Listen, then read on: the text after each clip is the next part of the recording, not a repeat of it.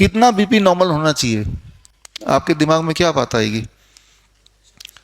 120/80, यही आपको रटाया गया है बार बार बार बार, दिमाग में तो ये है।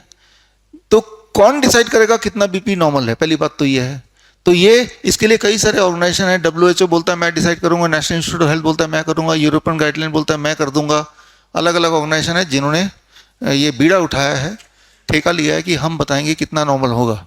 अब सबने अपने अपने आंकड़े पेश कर दिए। यूरोपियन गाइडलाइन का आंकड़ा है 140/90, कॉकरेन का आंकड़ा है 160/100। इससे ऊपर होगा तो दवाई की जरूरत है ना। WHO बोलता है 120/80 से ऊपर होगा तो दवाई की जरूरत है। आप दवाई की कंपनी है तो कौन सा वाला गाइडलाइन आपको ज़्यादा सूटेबल लगेगा? जो सबसे कम होगा। उसी चीज़ को अखबार में डालेंगे, उसी चीज़ को हर जगह फैलाएंगे। तो फिर हमारे दिमाग में आ गया 120/80।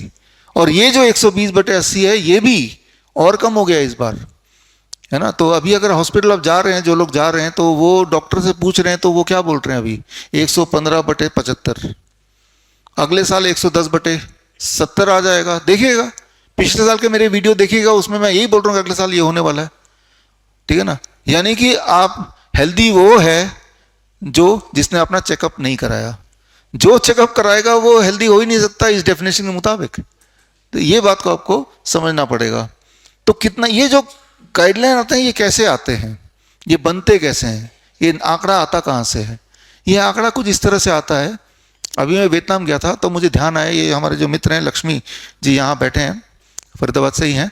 तो यार इनके लिए मुझे चप्पल लेना था। साइज़ तो उनसे पूछा नहीं, तो क्या करूँ, सरप्राइज़ भी देना है। तो साइज़ पूछा नहीं तो मैंने सोचा उनका साइज़ कैसे पता करें। तो वहीं पे मैंने 10 लोग पकड़ लिए, भाई अपने चप्पल का साइज़ बताओ। किसी ने बोला मेरा 7 साइज़ है, किसी ने बोला 8 है, किसी ने बोला 5 है। मैंने सबके प्लस कर लिए, डिवाइडेड बाई 10, एवरेज साइज़ आ गया 8। हाँ, लक्ष्मी जी का 8 ही होगा, है ना। अब मैं आ गया, लक्ष्मी जी मैं आपके लिए वियतनामीज चप्पल लाया हूँ। उन्होंने पहना, यार ये चप्पल तो छोटा आ रहा है। मैंने बोला आपका पैर का साइज नॉर्मल है, उसको पैर को काट के थोड़ा चप्पल के साइज में ले आइए। समझ रहे हैं? तो हमें पैर को चप्पल के साइज में नहीं लाना है। तो आपको एक आंकड़ा दे दिया 120/80, अब किसी भी तरह से अपने बीपी को इसके बीच में घुसाइए। It's like that, right. Lakshmi ji बोलेंगे यार 8 तो बड़ा ले आए, मेरा तो 7 ही साइज है। अरे पैर को खींच तान के 8 तक पहुंचाइए किसी तरह से, है ना।